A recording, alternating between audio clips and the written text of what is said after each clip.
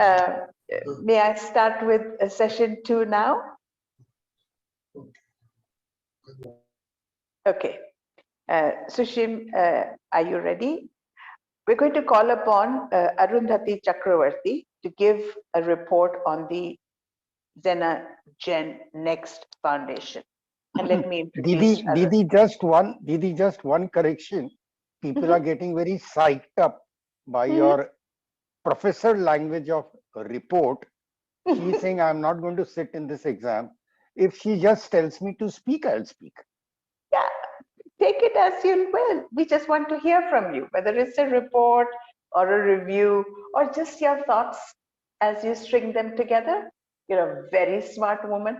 I trust that you'll make great sense.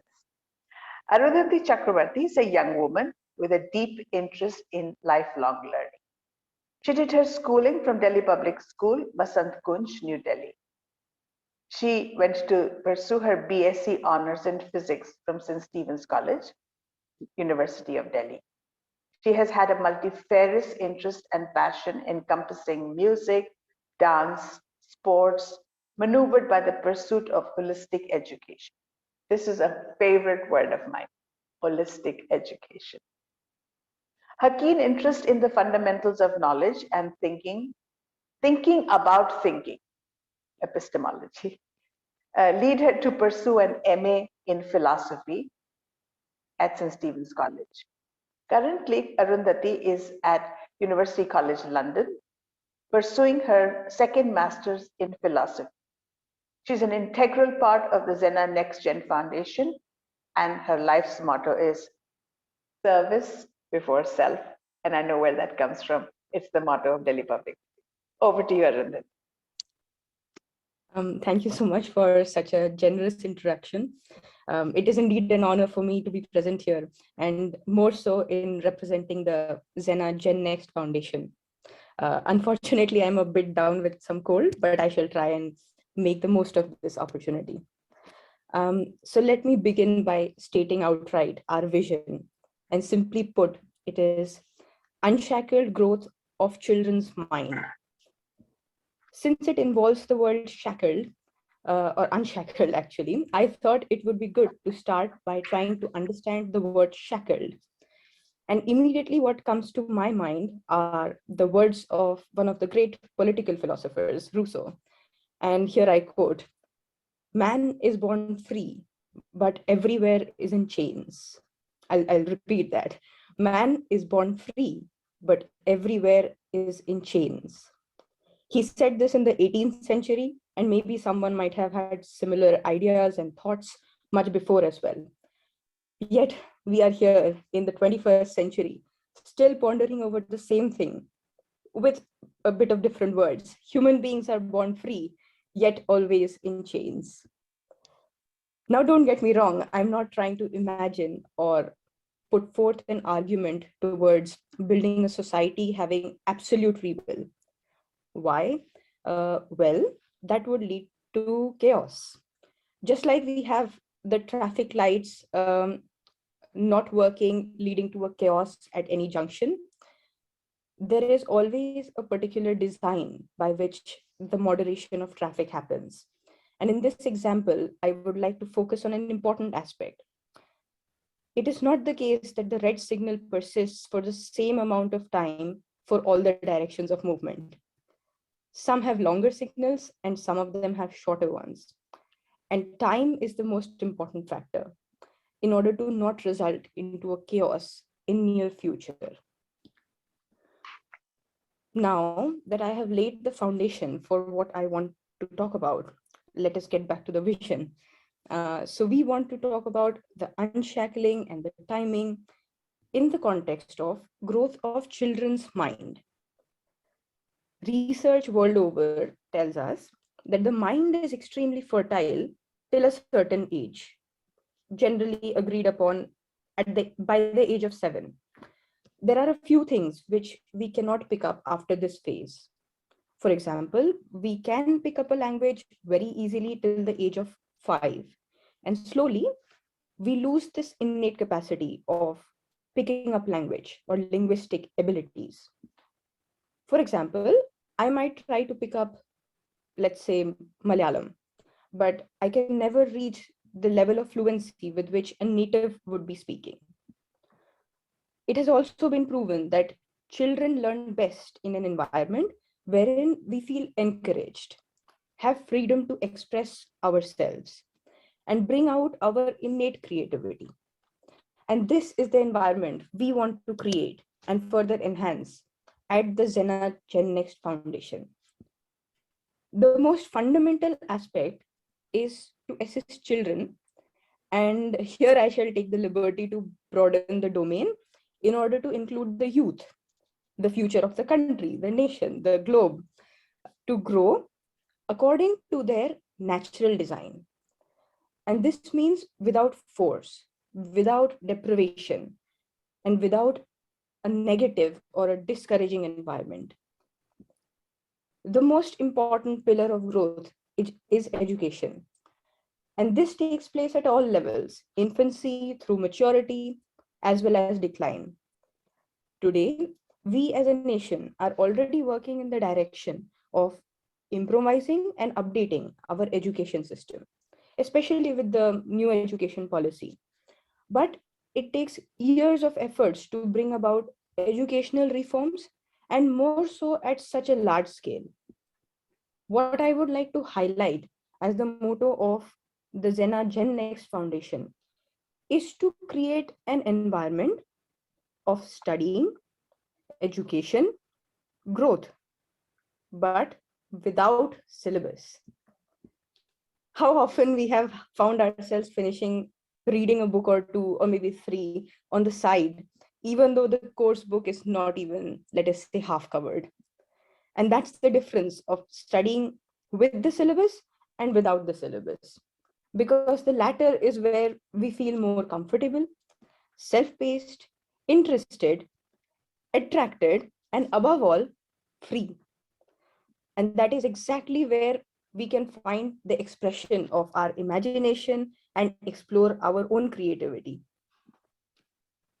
If this sounds too broad and infinite a canvas to paint on, um, let me wind up by drawing a finite picture so that it feels more closer to reality. Every movement has a direction of growth. And as discussed earlier, without a design, there shall be complete chaos.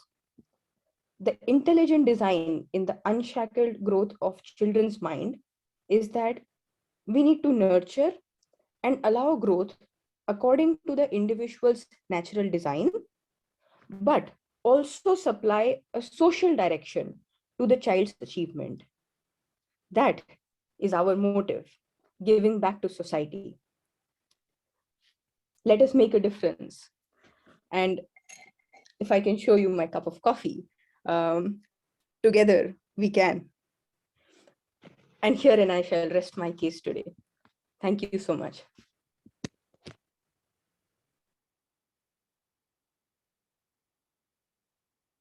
I am a big admirer of yours. Let me just say that out front. Let me also give a little example. Didi, just I'll give you an input because Mohana and Nandita has still not logged in. We have 3 speakers already logged in: Fatima, Professor Vinay Pandey, and Anil Kumar. Anil Kumar, Shantanu Basu will come and then we can do it. But you can call upon Fatima first and then Professor Vinay Pandey. I'll do that. Okay. And Mohana has not logged in. So if you see that she does not log in, so you can skip. Okay. Can I make an editorial comment on the last speaker?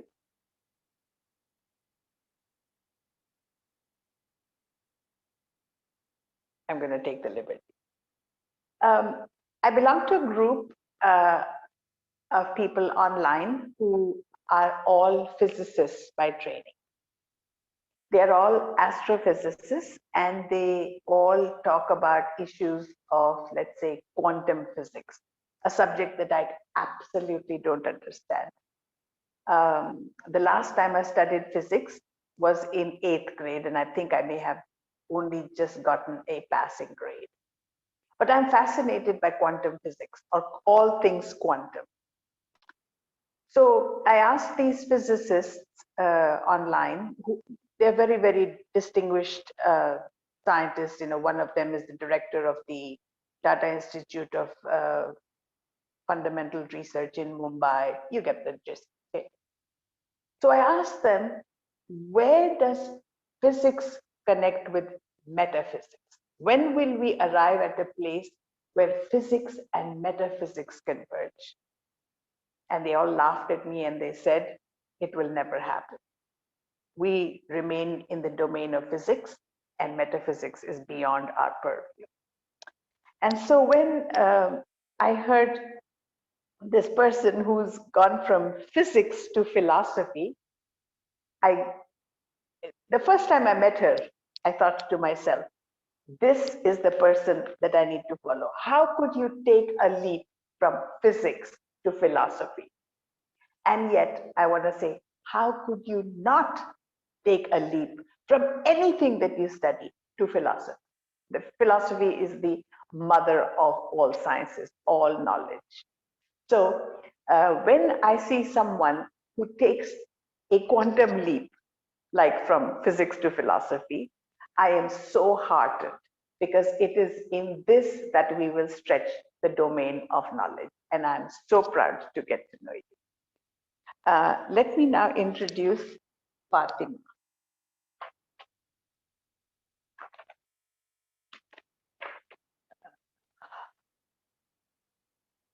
Fatima, since you disappeared earlier in the week, I was a bit nervous about your participation. I actually don't have an introduction for you. Let me just check. I do.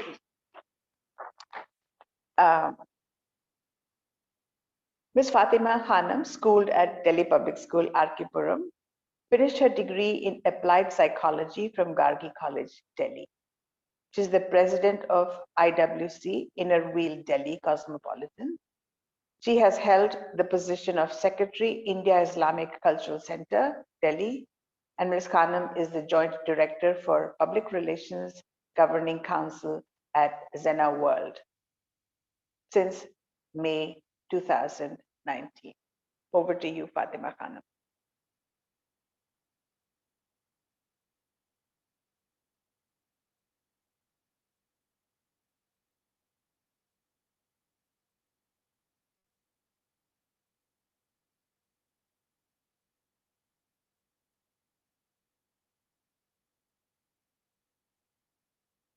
Sushil, can you connect with Fatima Khanam? And Fatima, can you please unmute yourself?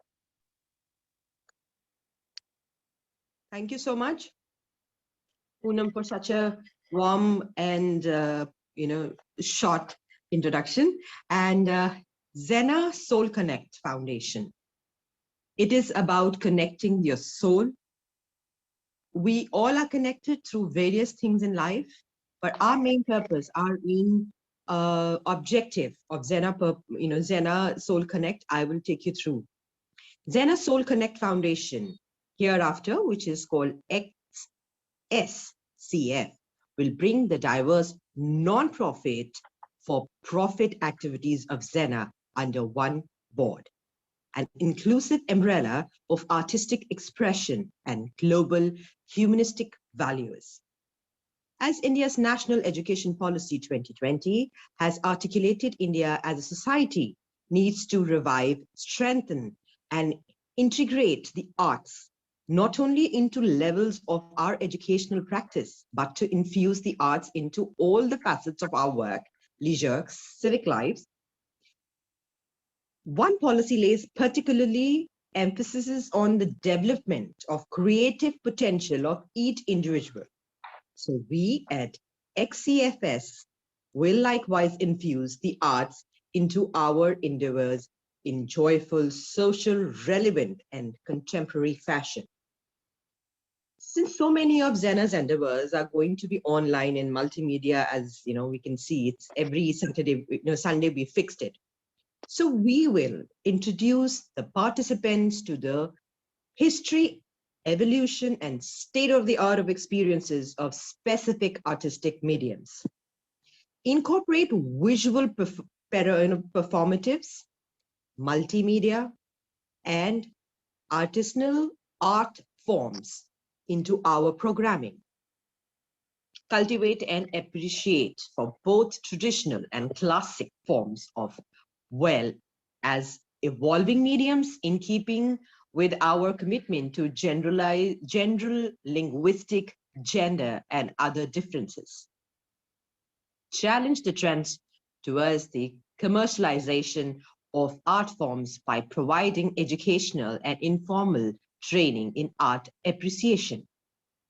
Break down the false binaries of distinctions between folk and high art that people have been perpetuated by self-serving market forces.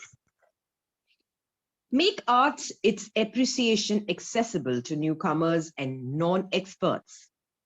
In conclusion, XSCF aims to encourage creativity and cultivate the inherent pleasure of artistic engagement to the growth of soul, the strengthening of community bounds, and the advancement of pluralistic humanity.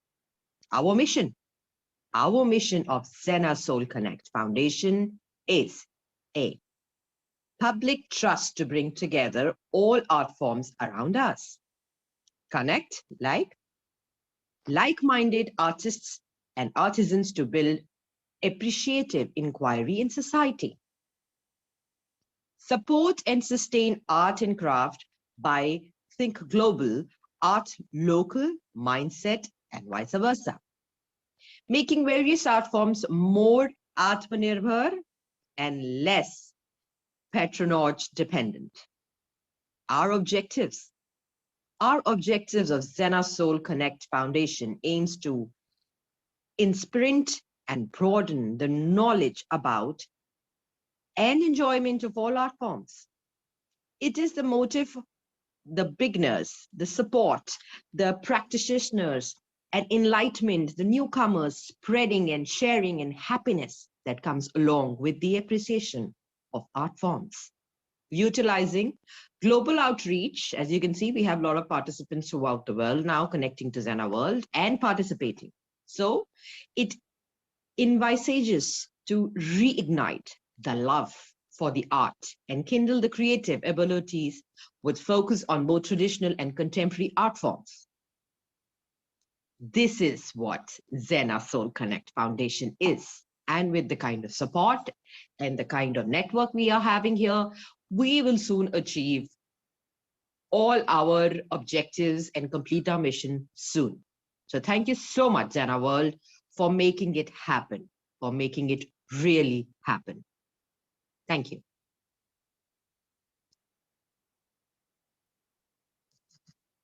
Thank you, Fatima. That was outstanding. Again, another subject after my heart, integrating the arts. I want to tell a little story. Reading a book, a recently published book. It's the annotated new edition of the Arabian Nights. It is an attempt, it's published by Norton Press in the US, and it is a very, very interesting book. It is unearthing all the layers of meaning that have been injected into the storytelling of Scheherazade to Shahryar in an attempt to save her life, which is the basic premise of the Arabian Nights. But one of the very interesting anecdotes that I read in the introduction to the Arabian Nights was the incident of a scientist. His name is Richard Feynman. He went on to win the Nobel Prize for Physics. As I said, I'm very closely connected with physicists right now. He won the Nobel Prize for Physics in 1965. And in his autobiography, which is called You Must Be Joking, Mr. Feynman, he recounts that when he gets tired of doing physics, he opens the Arabian Nights. And in just reading a story or how the story is told, how the story ends on a cliffhanger so that the king may spare the life of the woman telling the story. He finds a way to turn the problem on its head. The problem in physics, not storytelling. The ability to tell a story in such a way that you save your life. This is the premise, as I said. Richard Feynman found a way to get inspired to look at a problem in a way that had not occurred to him before. So I say that for an award, a Nobel Prize winning physicist, he had to turn to the arts or to storytelling. And that is why it is so important that we integrate the arts into all aspects of education. Arundhati, this is addressed to you as well. Because if we keep the arts, the humanities, the social sciences, commerce, business into separate tracks, and we break up these tracks as early as when a person is 14 years old, imagine the damage that we do. I opted for the humanities after 8th grade, and it was one of the most colossal damages done to my mind, because I know nothing about math, I know nothing about physics, I know nothing about chemistry, I know nothing about biology. I only know storytelling, movies, fiction, painting, music. I don't know the physics of music. How ridiculous is that? So in what you're calling integrating the arts, again, another theme, major theme in the national education policy, I have been talking about the damage that we do through over specialization and specialization too early. At 14, I had to decide, do I want to study humanities or science? And I thought humanities will be easy and science will be hard, so I just opted for humanities. I should not have been allowed to do that. Not I. We should not have been allowed to do that. I recently gave a workshop on integrating the arts to school teachers in Kerala. This was an event organized by a major educational organization in Kerala, and I was talking about how you need to integrate the arts at every level of school education. And you know what the teacher said to me?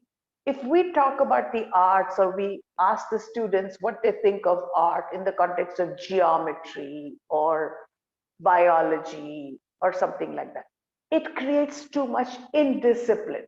Madam, class में बहुत शोर हो जाता है, they said to me. Madam, बच्चे उछल कूद करने लगते हैं, बातचीत करने लगते हैं, उछल कूद में इतना इनडिसिप्लिन हो जाता है, हम ये नहीं अलाउ कर सकते। मैंने बोला, तो उससे क्या, अगर इनडिसिप्लिन हो जाता तो क्या प्रॉब्लम है? मैडम, प्रिंसिपल आ जाते हैं, वो कहते हैं कि इतना शोर क्यों हो रहा है? So if our teachers are more concerned with discipline than with creativity, we're in big trouble. So when we think about the arts or integrating the arts, we have to allow for breaking the boundaries that have existed. And we have to stop treating the classroom like a regiment that is a police force or a military force or an air force. We are free, thinking, spirited people. And as Arundhati said, we have to unshackle the mind. To hell with discipline in this. Thank you. Sorry if I'm interjecting too much, but because every speaker had 15 minutes assigned to her, and Rajiv, as the too careful accountant of minutes for my liking, I was told to stay within 15, but he did not give me the option that if the speaker speaks for less than 15 minutes, that I might commandeer the remaining time, which is I'm going to freely do. So thank you, Fatima. Thank you for inspiring us. Thank you for your very, very laudable goals in your XENA Soul Connect. I'm going to go back to the program, and I know that Professor Vinay Pandey is here, and he's going to talk about XENA Outreach Foundation. Professor Pandey, are you here and ready to take over at this point? I will introduce you in a minute. Professor Vinay Pandey, are you ready to take on the next presentation?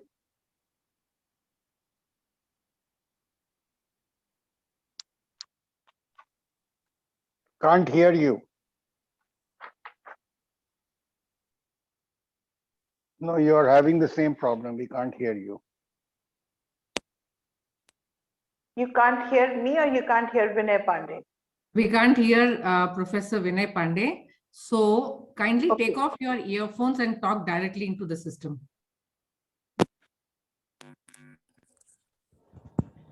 Let me try. Yeah, this is okay. This was okay.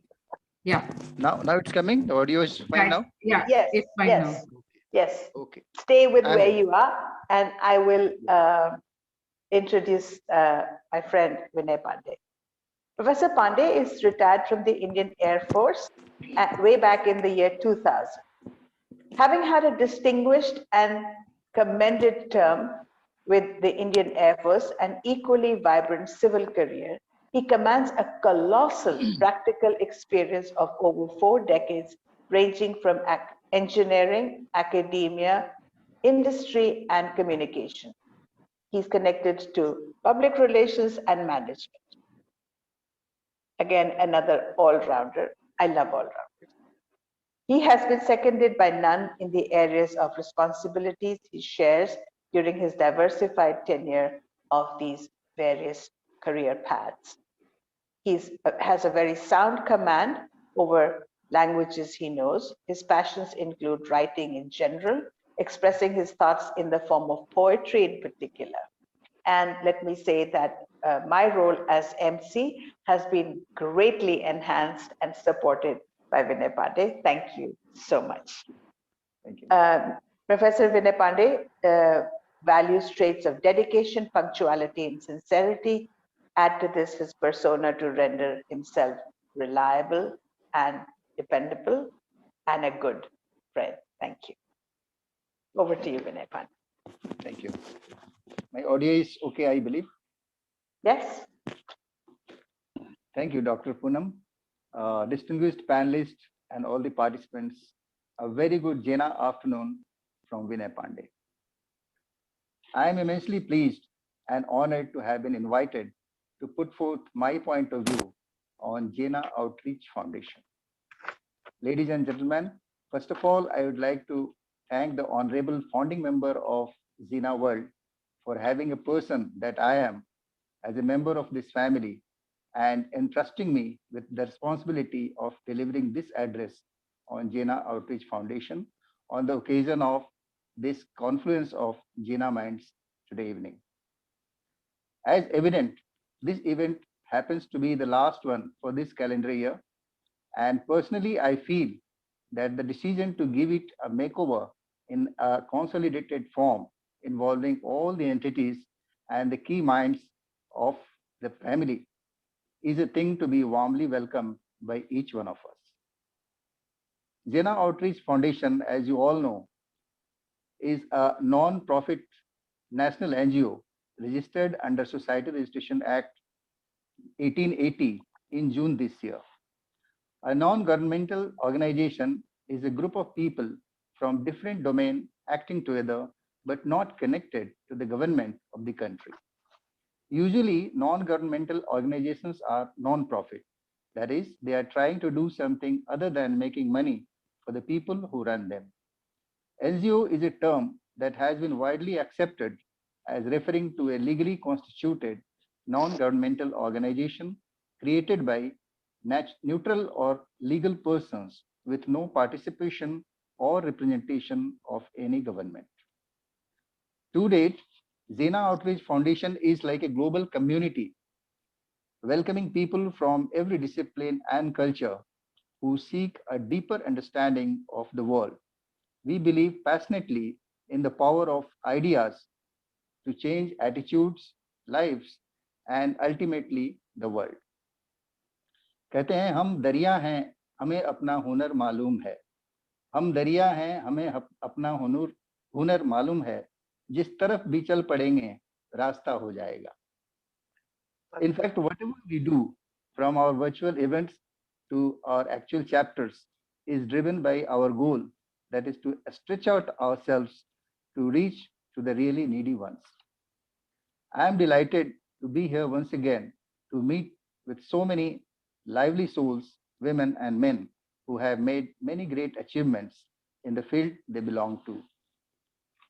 Some of you even have crossed your boundaries and excelled in plentiful added activities for the real good of the society we live in.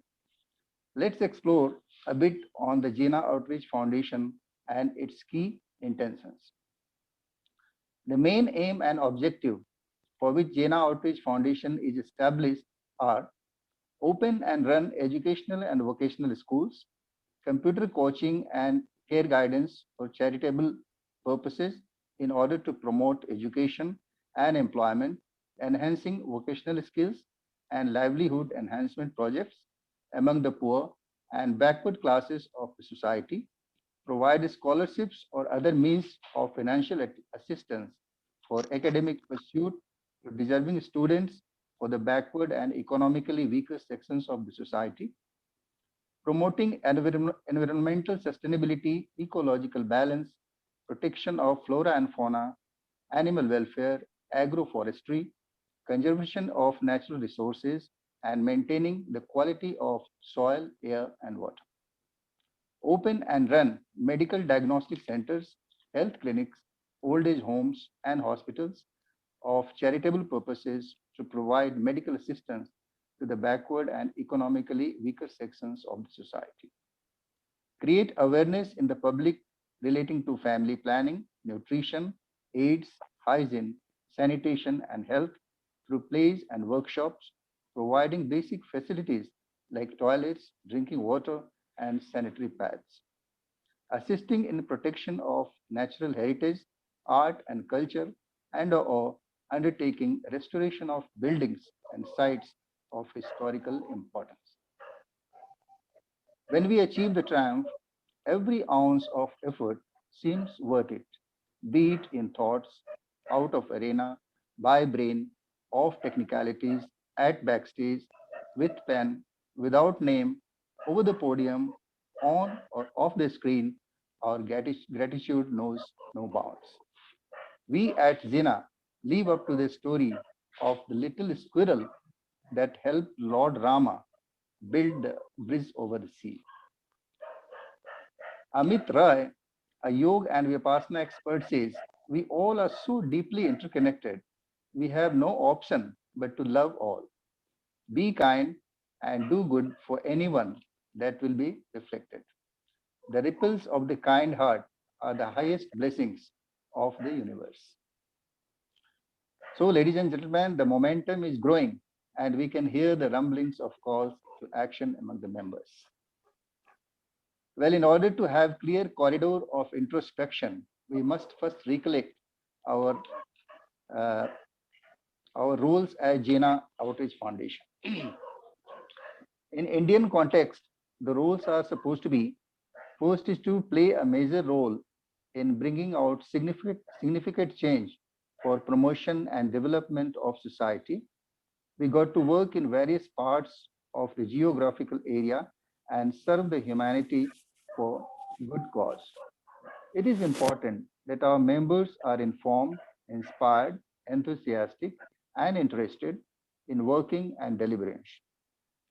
We are more like a social safety wall. We can play a crucial role in understanding the public inconveniences and becoming an advocate to the social issues and needs. We can lend voice to the poor and the needy. We can improve government performances. It is one of the functions of NGO to ensure that the government is responsive and the problems of the citizens are being solved meticulously, thus making the government's work accountable. Providing suggestions and encouraging improvement and flexibility in the government's policy making process also could be our role. Service or seva, as we say in Hindi, is the key word for us. We as a non-profit organization are committed to work as a mechanism through which people worried about any of their social or economic difficulties may raise their hands to get the required help or support. We got to help in beneficial conflict resolution and create the environment of trust and confidence.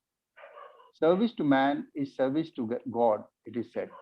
Those who sustain human beings, those who are in the service of men, are really in the service of God. God actually loves those who love his creation and serve the mankind. It is imperative to conserve and encourage India's diverse culture. Imagine the number of communities all across the world and the number of those participating to serve the interest of the community.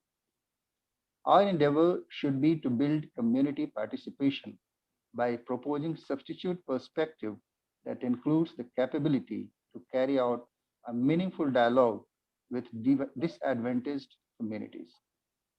Our performance can go a long way in working for women empowerment. Few of the examples are fight against cruelty, other social menaces to educating women, lowering the female feticide, employment generation, awareness campaigns, and of course, attempts to have a better post COVID world. We must give our best for removing gender inequality. When we talk of sustainable development, this area needs the maximum attention because nobody is ready to compromise on their present needs and ultimately the destruction of natural resources to achieve their selfish goals has become so common a practice. We, as a responsible foundation, therefore must keep an eye on all of these and come up with control measures to prevent overutilization of natural resources, the root cause of environmental threats, which later causes health problems and natural calamities as well. To conclude, we have a major role to play and be the biggest catalyst for the deprived people's development in the society.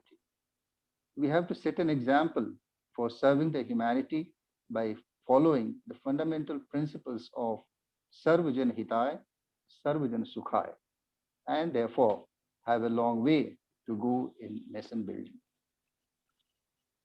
In the year that is going by, we had Delhi chapter in which sanitary napkins were distributed to the underprivileged women in adjoining rural area.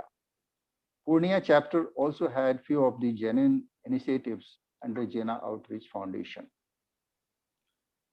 See, there is a difference between reach out and outreach. Both are not the same. Outreach is a concerted and targeted effort to get a message to a certain group, whereas reaching out simply describes how widespread or accessible our message is in general. When we say, are we reaching out to senior citizens? It means, is our message getting to the senior citizens? While are we reaching, are we outreaching senior citizens means, are we making a targeted effort to get our message to senior citizens? It is the extent or length of something or to reach farther or to surpass or exceed or to go beyond. It is to say that XENA Outreach Foundation has to live up to its surname in literal terms to see a date in future on which we can say that we have done what we ought to have or intended to. Winston Churchill once said, we make a living by what we get, but we make a life what we give. XENA Outreach Foundation has been conducting online virtual events regularly to keep its members alert, active, and responsive. It has been a constant effort of the founding member of XENA World family to connect the people from different walks of life with the foundation so that working group gets enriched and focused towards its goal. He believed in the lines, मैं अकेला ही चला था जानिबे मंजिल मगर, मैं अकेला ही चला था जानिबे मंजिल मगर, लोग साथ आते गए कारवां बनता गए. Wow. It's totally out of imagination, as Mr. Naveen Jaggi also was quoting. It's really out of imagination for a common man as to how and under what condition the founding member works tirelessly for the family and puts the palatable taste on the fore on weekly basis. Talk of its members picking, readying, uniting, joining, performing, responding, dangling between yes and no, or dedicating. All sort of these are simple cup of tea for this gentleman who is needless to be named. What to say about a face that never comes in front, yet never stays behind?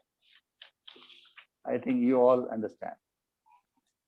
And to submit finally, all I can say is that it must be our foremost apprehension to do whatever we can support this foundation so that it grows by leaps and bounds in days to come.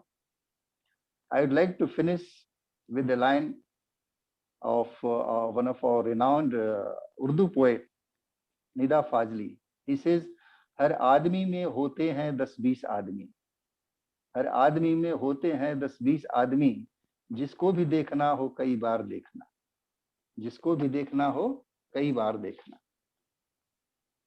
So मतलब ये है कि अब हमें किसी भी मानव को जब देखना हो तो एक नजर से नहीं बल्कि कई दृष्टिकोणों से देखने की आवश्यकता है, ताकि हम उनकी खुशियों में शामिल होने के साथ साथ उनके पेन पॉइंट्स को भी पहचान सकें और उन्हें राहत मुहैया कराने में जो कुछ भी थोड़ी हम अपनी मेहनत दे सकते हैं, अपना प्रयास कर सकते हैं, उसे अवश्य करें.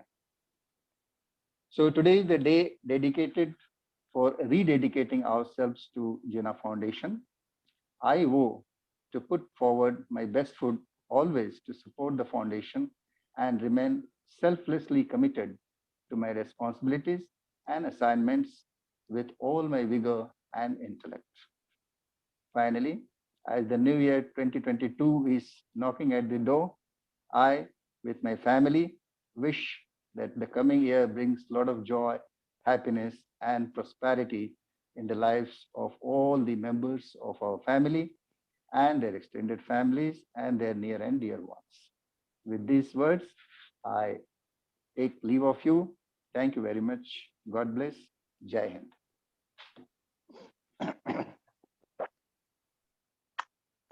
Thank you, Vinay Pandey. To take the conversation forward from Nida Fazli, एक आदमी में होते हैं कई बहुत आदमी, एक आदमी को 10-20 आदमी. जी जी. कुछ आदमी ऐसे होते हैं जिनके लिए 2 आंखें कम पड़ जाती. उनको देखने के लिए, उनको समझने के लिए, आप समझ रहे हैं मैं किसकी बात कर रही हूँ. मेरी 2 आंखों से उनके कितने चेहरे हैं वो मैं देख नहीं पा रही. आप समझ रहे हैं कि उनके कितने फैसेट्स हैं, कितनी क्वालिटीज हैं, और काश कि मेरे सिर के पीछे भी मेरी आंखें होती कि मैं उनके सब एस्पेक्ट्स को देख सकती और अप्रिशिएट कर सकती. मेरे लिए 2 आंखें बहुत कम पड़ रही हैं आजकल. आपने जो कहा कि XENA आउटरीच फाउंडेशन में हमें देखना है कि कैसे हम ओपन रन एजुकेशनल इंस्टीट्यूशंस को बढ़ावा दे सकते हैं, ये बात मुझे बहुत पसंद आई. And I want to connect it to Arundhati's comment earlier about educating without syllabus. Yes. ये जो syllabus है ना, ये बहुत shackling है. ये हमारी पाँव में बेड़ियां डाल रही है कि यही पढ़ाना है, ऐसे ही पढ़ाना है, इसी समय में पढ़ाना है, इम्तिहान के लिए पढ़ाना है, ये बात बहुत गलत है। जो ऑर्गेनिक, क्या कहेंगे उसको हिंदी में, ऑर्गेनिक आप समझते हैं, जो ऑर्गेनिक एजुकेशन होती है वो स्टूडेंट और टीचर के बीच में तय होती है। जब मैं, ठीक है, कॉलेजेस यूनिवर्सिटीज में थोड़ा ज्यादा फ्रीडम रहता है, अमेरिका में और भी ज्यादा फ्रीडम होता है कि जो मैं कोर्स पढ़ाती हूँ उसको मैं ही डिजाइन करती हूँ, कोई नहीं मुझे बताता कि मैं क्या कोर्स पढ़ाऊं और उसको कैसे पढ़ाऊं, उसमें क्या इंक्लूड करूं, ये बिल्कुल मेरे ऊपर है, सिर्फ मेरी जिम्मेदारी है। लेकिन जब मैं देखती हूँ कि किन स्टूडेंट्स ने मेरे कोर्स के लिए ऑप्ट किया है, वो उनकी चॉइस है, वो मेरे पास आए हैं, उन्होंने पैसे दिए हैं, टाइम दिया है, मेहनत देंगे, तो पहली क्लास में मैं उनसे कहती हूँ कि ये मैंने कोर्स डिस्क्रिप्शन एडवर्टाइज किया है, इसको आपने ऑप्ट किया है, लेकिन मैं जानना चाहती हूँ कि आप इसमें क्या चेंजेस या क्या इम्प्रूवमेंट या क्या सजेशंस देना चाहते हैं।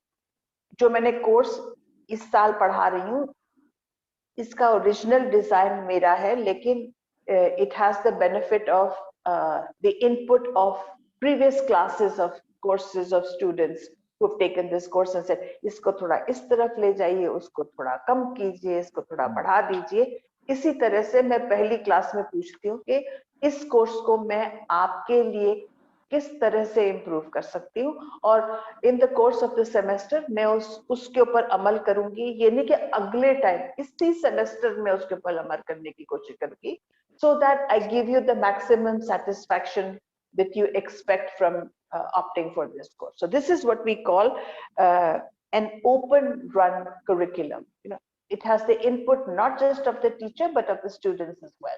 Okay? Yes. ये बात मुझे आपकी बहुत पसंद आई। आपने कहा कि we need to appreciate the natural heritage and its revival, to which I will add natural heritage, the historical heritage, and the artistic heritage of the places where we live, you know. और किसी ने कहा था कि we need to break down the binaries between high art and popular art. Similarly, we need to break down the boundaries between that which merits study and that which is so ordinary that it does not need to be studied.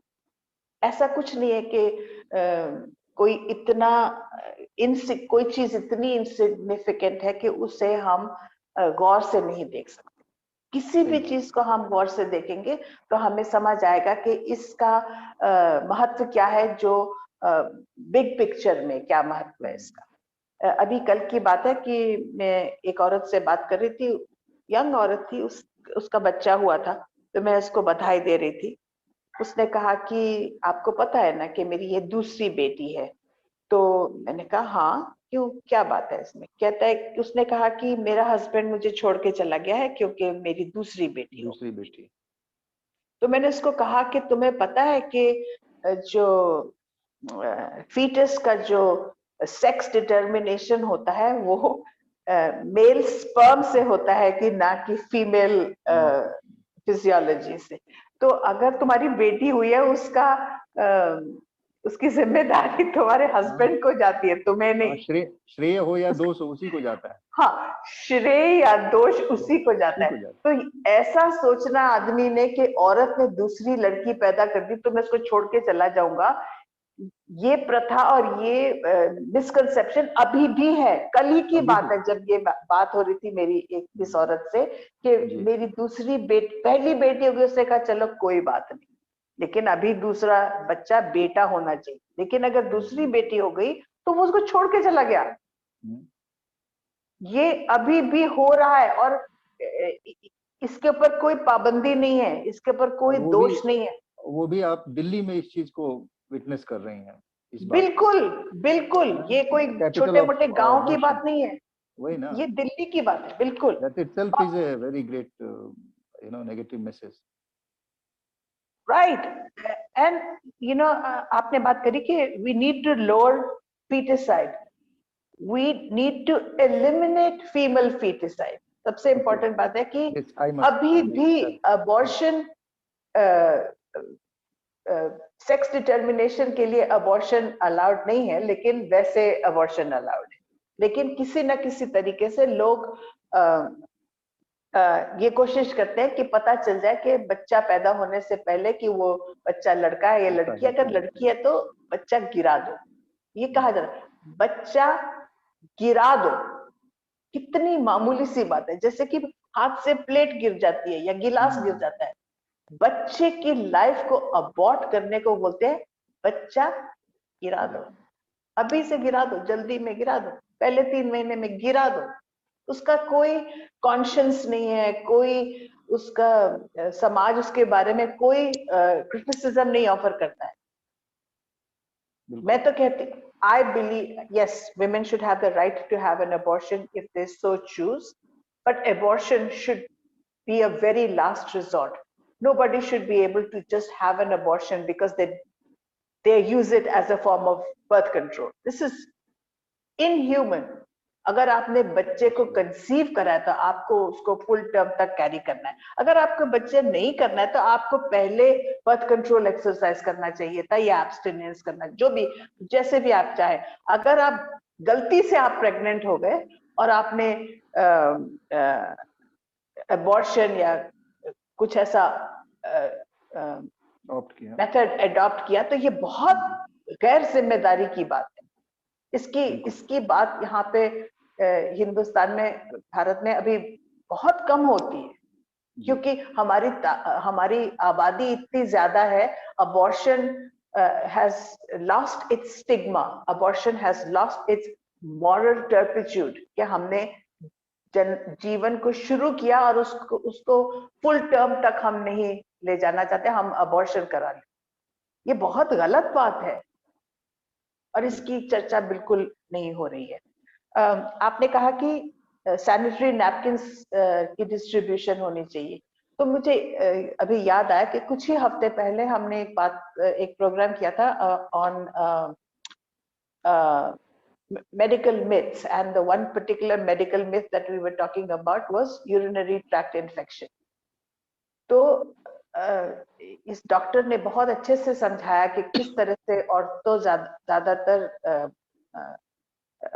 aging women are prone to urinary tract infection, and it's almost a function of their physiology that the internal body parts are such that it is easy for the urinary tract to get infected, and it is the most common ailment that elderly women suffer from the world over. But हमने ये नहीं कहा कि the reason why women don't pay attention to urinary tract infection is because it is connected with their sexual organ, and there is so much shame and so much disgrace and so much it is not from the woman having multiple sexual partners that she may get a urinary tract infection, but because it is difficult for her to talk about the fact that hygienic conditions are not prevalent for her. If she does not have access to sanitary napkins or vaginal cleanliness, it is almost inevitable that she will get a urinary tract infection. But she cannot do anything about it. She cannot go to a doctor about it because there's so much shame and so much guilt. There is so much guilt associated with the fact that she has a vagina. Yes. तो इन चीजों की बातचीत करना और to openly talk about the fact that urinary tract infection has nothing to do with a sexually transmitted disease. इस doctor ने इस बात पर बिल्कुल ध्यान नहीं दिया था. When the core fact of the matter is that women are hesitant to seek medical attention because they have been brainwashed into believing that a urinary tract infection and a sexually transmitted disease are somehow coterminous. इतनी छोटी छोटी बात की जानकारी हमें नहीं है. सही बात. तो हमें बहुत लंबा जाना. बहुत लंबा रास्ता जाना, स्पेशली औरतों की इज्जत और औरतों की सेहत और औरतों की दिमागी मानसिक सेहत के लिए हमें बहुत बहुत मेहनत करनी। तो आपके जो आउटरीच फाउंडेशन है, इसके जो गोल्स है बहुत ही अच्छे हैं, बहुत ही समझदार हैं, और आप बहुत ओपनली इन चीजों के बारे में बात करते हैं। आप आदमी होके सैनिटरी नैपकिन्स की डिस्ट्रीब्यूशन की बात कर रहे हैं, इसके लिए मैं आपकी बहुत आभारी हूँ। Thank you. Okay, moving forward.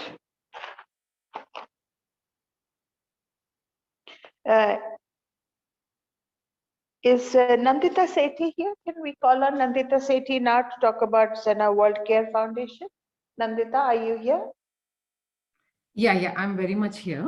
Okay, good. Let me first do you the honors of an introduction, and then we look forward to your presentation. Dr. Nandita Sethi is the founder and managing director of the Entrepreneur Zone, TEZ or TEZ, which is an entrepreneurship development center and a startup accelerator, providing mentorship and consultancy to startups and business. She has a doctorate in international economics with over 28 years of diverse experience in and out of the academy. She has authored a book, The Asia Pacific Region, Emerging Opportunities for India, and edited the books Global Meltdown, Regional Impacts, and Rethinking India's Growth Strategy, Services versus Manufacturing.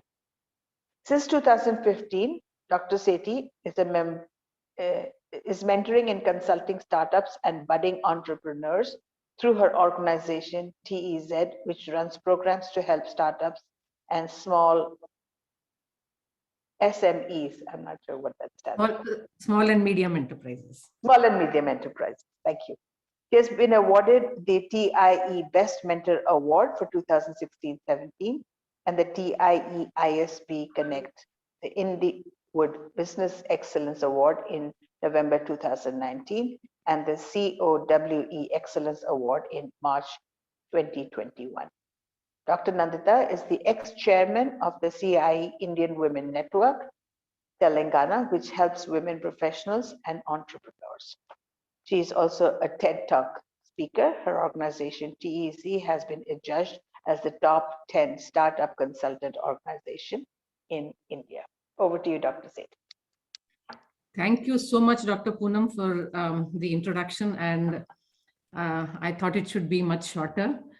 So the best part today is that when Rajiv ji told me that you speak something, I just didn't know what to speak in this platform because I speak on very different things, and then suddenly so much of care and things like that. So I said, so what I'm going to talk today is just completely unorganized, coming straight from the heart, not prepared, and never on a Sunday prepared for giving any speech. And in any way, I think we are a group that needs no gyan as such.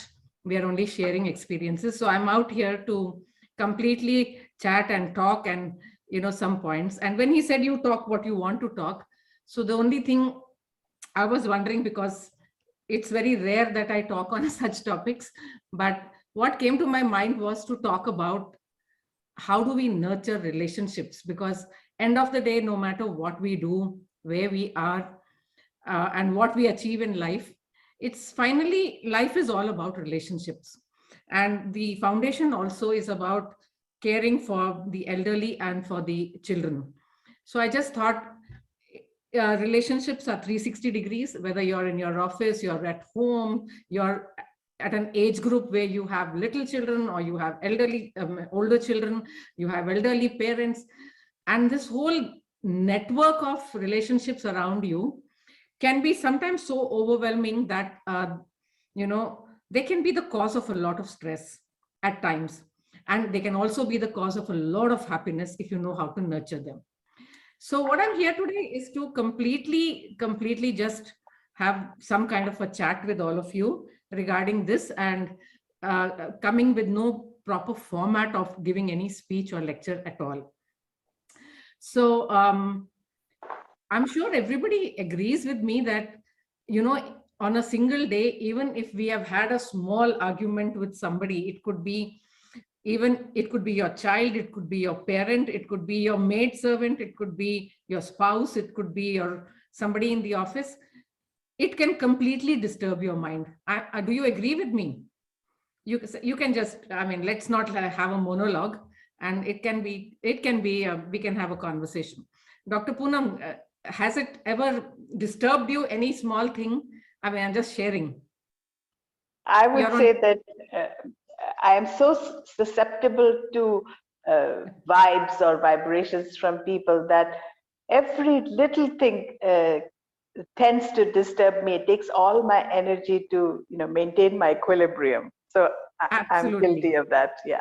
Absolutely. So I've also observed that, and a small argument, even with a child at home, can actually give you sleepless nights. Why did the child say this to you? What is going on in the mind of the child? Does she like you or not? And then same thing happens when you're, connecting with your relatives, your parents, your office staff, your juniors, your subordinates, your seniors, your boss. So end of the day, whatever you do, you have to maintain these relationships. And that is where I'm just going to talk about. Because here at XENA, I think one of the goals is to keep, maintain that relationship with all generations, wherever in that generation that we are. So we have seen that studies have shown that, if you really want to increase your happiness, you want to improve your health, you want to reduce stress in your life, make sure that you keep your relationships keep going. I know it can't happen all the time, but then just see that whatever happens, you know how to manage, and you know how to pull it off in a way that in the end of the day, it doesn't stress you and makes you happy. So, having seen all these years, people fight over so many things, sometimes from property to very, very small things, ego issues to, such simple problems that they really do not, at the end of the day, realize that fighting over that has given them so much more tensions in life than having given up what they were fighting for, which could have been very, very small, or even having said a sorry could have actually made them sleep so many more nights more comfortably, and which they did not want to because of an ego. So let's just put it together as what does it all mean to have these relationships? How do you keep it going? So, as far as I see, one of the biggest mistakes I think that all of us live with is that we have very unrealistic expectations sometimes from all the relationships around us. That's what is a cause of a lot of misery sometimes, because we expect so much. Let us say you are at a situation where you have children who are seeking their careers. At that point of time, you expect them to follow a certain path. And I think Dr. Poonam and I think Fatima also spoke about it, where you want them to go in a certain path. Like, for example, like every place has its own, whatever they like in the South, everybody has to be an engineer. No matter what you do after it, it's like a basic qualification. Every child has to be an engineer or a doctor. And so every parent cannot think about anything else for their children. That's the first expectation they live by. And actually, I've heard parents tell their children who wanted to go a different path that you do what you want to do, but first finish your engineering. So they have to go through the grind of going through engineering post school. They have to go through these 4 years and do whatever engineering, whether they are a misfit there also. And once you're done that, then you're fine. You take on what you want to do, or you get married or whatever, but they have to be, it's just an expectation they have from their children. So you just see, I've seen so many children who are so unhappy because they have to do this, and for getting into that engineering, believe me, and I think you all know, there are all these shops around which are grinding the children from morning 4 o'clock to night 10 o'clock. for this grind to get into IITs, to get into BITS, to get into all the top-notch colleges in the country. And what is the child going through? So much of stress. He is not liking it. And they are put into a grind. Believe me, it's like a machine which is churning out children for the colleges. And then why did you make them go through this? Because it was your expectation. Okay, so when it comes to children, I think it's time we have to, cut down on these expectations from children. They have their own, talents, they have their own expectations, and they have their own path they want to follow. And most of the time we put our expectations on them. So that is one thing I think, in a relationship that brings a lot of bitterness at times, and later children grow up to tell their parents, it was you who made me do this, and things like that. Well, I'm not saying that you don't guide them. Definitely every parent's job is to guide their children.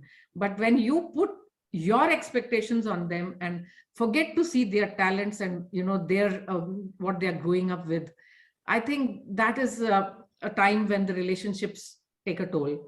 Similarly, you may be at a stage where you have parents who are aged and they are living with you.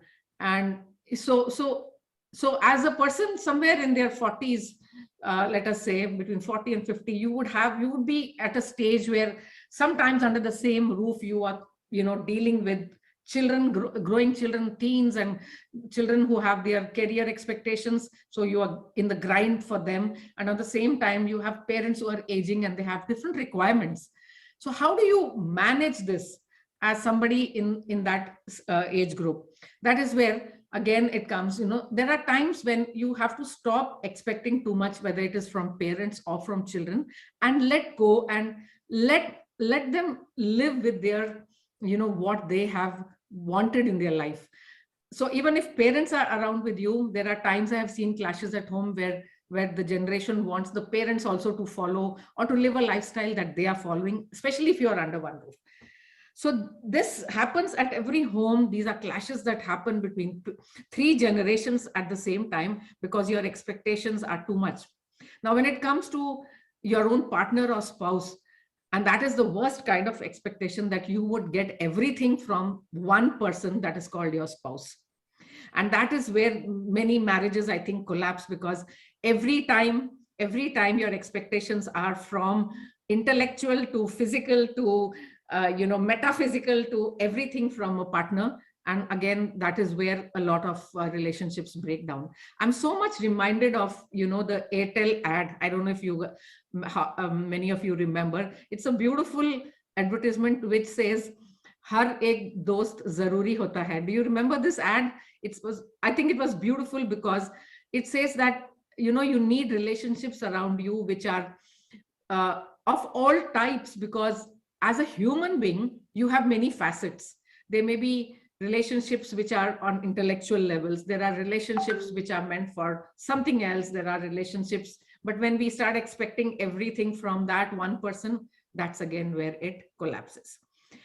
Now, my second point, I think, which I would like to discuss is in relationships, what is happening is, I think, I would say 90% of time our relationships get poor with whomever it is around us is simply because somehow we do not like to communicate enough, or we do not have the right sort of communication. And that really brings again stress. Sometimes it could be oral, body language, or written communication. And worst of all is the written part, because when we write something, even on a WhatsApp, it's taken differently because the way you write it and the mood at which you write and the mood in which it is taken when it comes to them may be two different things.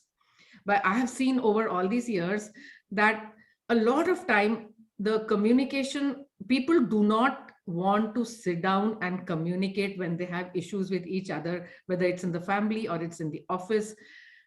I mean, take your time, take the time, be there and communicate, talk with each other with so much clarity, and make sure that the person across you with whom you are trying to communicate your situation is totally understanding it the way you want her or him to understand. So what happens is, most of the time you feel you have communicated, but it has been totally misrepresented or taken in a different way. And that is where, again, relationships collapse, or it takes years to patch it back. It just takes 1 minute to spoil a relationship and years to patch it back. So here is where you got to sit down and take the trouble of giving the right sort of communication. I think most of you have spoken about this many times. I think we just need to work on it ourselves. And many times, I think before we go to communicate, whether it is in a public talk or it is, we don't prepare so much for talks with our own people. But when there are disputes or when there are grievances or some issues amongst us, we need to actually sit down and work on our communication and see what are the points we want to bring across, in what way we want to bring across, and then make sure that we have brought it across. Sometimes it has not gone through. And I would believe, and I have seen in my personal life, that much of the time, when the communication was right, I always got through the worst of relationships. I could overcome them because I saw, I worked on the way I spoke and brought the issue out. And it's okay to, say what your problems are, what your issues are. It's okay to look vulnerable. It's okay to bring out them with clarity. And much of the time, again, ego pulls us and we do not want to. So when you're frank and communicative, people are more likely to take you on face value, more likely to understand your issues, and then come to some situation where you can, you can build up those relationships. Be flexible. It's natural to feel uneasy about changes in life. And no, I don't see any relationship which ever remains the same. I've seen, we see relationships changing from I can't live without you to I can't live with you, right? So when these kind of things happen in life with everybody, it's okay that you learn to be flexible. It's natural to feel uneasy about changes, but healthy relationships will always allow you to change and grow. And it's okay to nurture relationships. It's okay to come out of them if you feel they are not of, they are not adding to you in any way and they have become a burden on you. But very often we stick on because we feel that for whatever reason, societal reasons or what. So it's good to be flexible also in relationships. Most important thing is take care of yourself. Healthy relationships are mutual, and every relationship, parent, child, husband, wife, your aging parents and you, there should be room for everybody's needs to be met. That is important. And when this needs are not met across the parties who are in the relationship, no matter what the relationship, that is when the disputes happen. And then I think every relationship requires you to be dependable, obviously, whether it's friends or business partners, or whether it is including family relationships, parents, children. There has to be a feeling that I can depend on my child, I can depend on my parent, I can depend on my partner, I can depend on my business partner. All of them require trustworthiness. That's the most important. And always we got to see that we fight fair. Most relationships have conflict. It only means that it's not about that you hate somebody, it's about that you disagree. So bring it out with clarity that, when you have a dispute or you're, trying to say that, this thing is not working, and this happens in every home, but make sure that the conflict is not about that, the fact that you do not like the relationship. The fact is about you do not like something in that relationship. So that has to be brought out. It's not that you don't like the person, it's that you don't like something about the person. So that has to be brought out clearly. And most often we are in a huff, we don't cool down before talking. And that is another reason. After a week or after 2-3 days, you realize, oh, it could have been dealt with in a more cool way. They say, the brain has a segment, some amygdala. So when the information goes to the amygdala without being passed slowly, what happens is you are not in a thinking mode. You just blurt out what comes first without thinking. So that's why in our culture, when there's a fight happening, you will see some of them saying, "1 minute baith jao, thoda pani pee lo, fir baat karenge." What is the reason for that pani pilo baat karenge is because they want the information to go through a process, be processed, so that you get time to think that, look, there is something in this which has to be thought about, and not like, okay, I hate you, and you're not processing the information. So give time to your brain to process the information. That is why we always say, thande dimag se socho. That's a very important line. Another important thing I think is we use the I statement very often. So when in a relationship, again, across all relationships, when we are dealing with parents, children, whatever, you got to see that you bring it out in a way that is not blaming the other person. For example, I'll give you an example. For example, you can say, when you don't call me, I start to feel like you don't care about me. When you don't call me, I start to feel that you don't care about me. Now, this is fine. What is this? This is I statement. When you don't call me, I start to feel, it's my feeling. I can say, okay, that you don't care about me. But if you say the same thing, you never call me when you are away, I guess I'm the only one who cares about this relationship. Now you're putting the blame on somebody to say that you never call me. I'm blaming you because you don't care about me. I'm the only one who's worried about this relationship.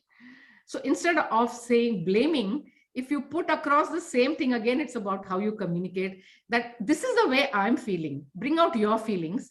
The other person is more likely to consume it in a positive way. Because when you blame, the other person gets reactive. And when you say the same thing, I feel this way, that you don't care about me, and it's just a feeling I have, then what you're saying is, I feel, and is there something you can do about it? That's okay. Keep your language very clear and specific. Very often we are all around. We bring 10 things, and we bring past things also into 10 years back you did this to me, that thing. And when I was doing this, you can tell your parents also that you didn't care for me when I was studying, blah, blah, blah. So all that is not something you should bring. What is your issue now? The language has to be very clear and specific. This is what my issue is right now, and I need a solution to this issue. Now, when you go back and start bringing things from 10 years back, it's all going to get consolidated, and people have moved on, but now you're reminding them of past things. So you're bringing the entire life into picture, and that doesn't help. So please be specific what we want at this moment, and say what you feel about it. Focus on the current issues, and then take responsibility for mistakes. If there have been mistakes in the relationship, whether as a child towards your parents who are aged now, or as a parent towards your children, or to your spouse, I mean, if you really, after some time, if you agree that it is your mistake, and it's okay to agree, there's nothing wrong in accepting and apologizing for the mistake. Recognize some problems are not easily solvable. So recognize it. They will take time. There are issues that cannot get sorted out in a day or two. So you will have to keep them somewhere in the back shelf, and pick it up at the right time. Sometimes times are not right, so you have to be very, very aware of the time.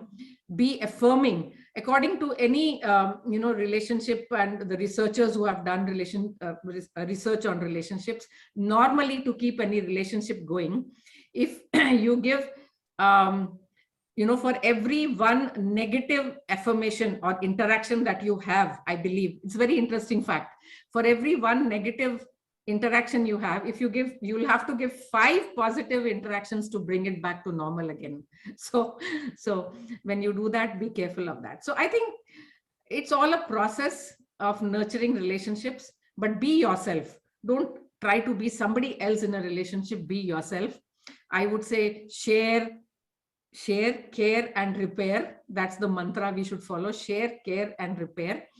And I would like to just I think end it with a story, like most of us are doing. So this is about a little girl, and there's a gentleman who gets into a flower shop because it's a Mother's Day is happening around the corner.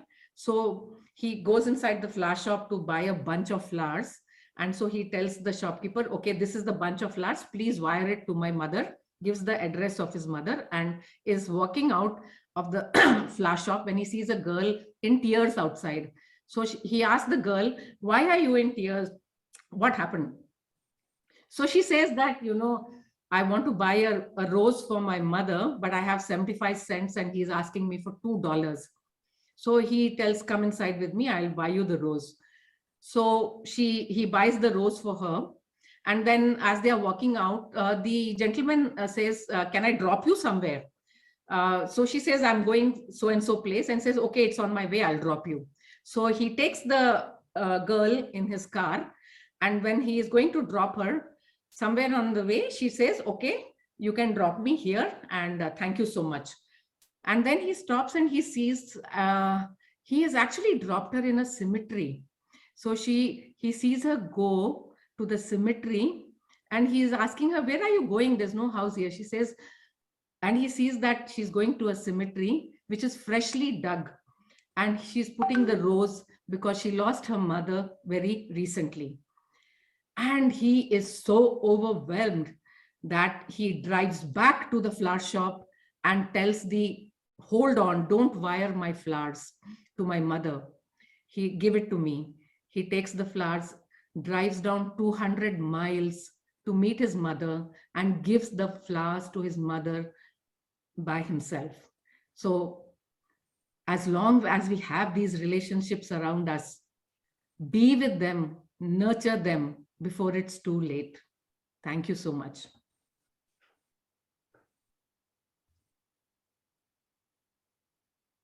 Wow, thank you, Nandita. That was salutary indeed. I just lost my mother 6 days ago, and I'm so sorry. I'm thinking back to this really struck home. I want to talk a little bit about my last job that I had in America, which was as a Vice President for Diversity and Equity. Basically, my job was to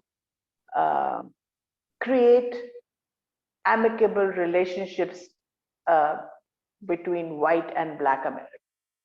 That was my job at an institution and maybe across society.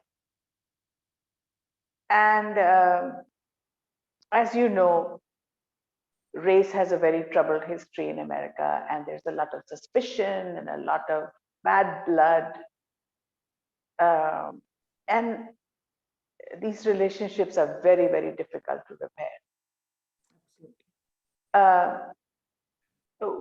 One of the mechanisms by which I was able to make a little dent in race relations in America was to enact a relationship like a little theater, like a little play, and then to analyze it in front of an audience, and to ask the audience to join in the enactment, and then to say, okay, if this went wrong, how would you conduct yourself different?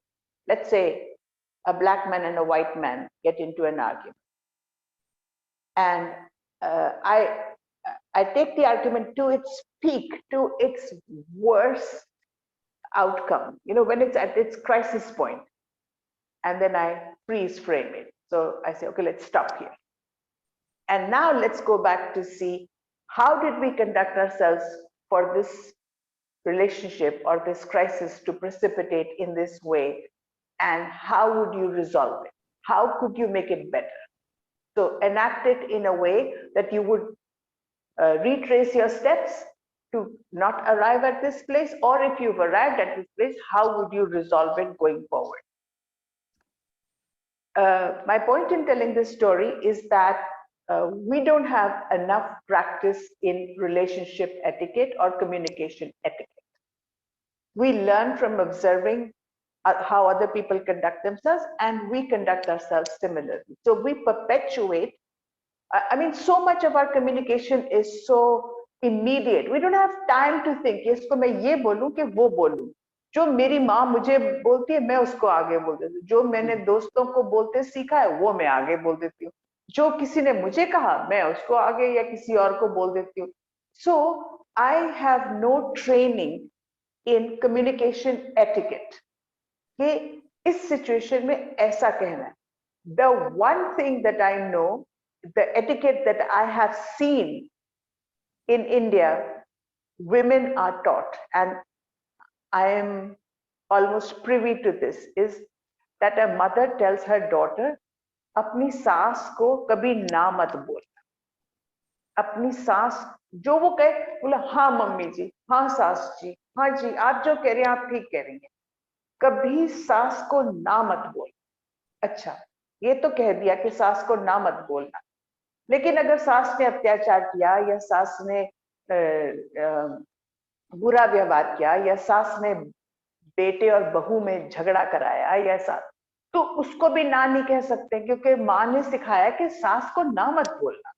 तो उस situation को हम कैसे manage करते हैं? हम situation को manipulate करते हैं.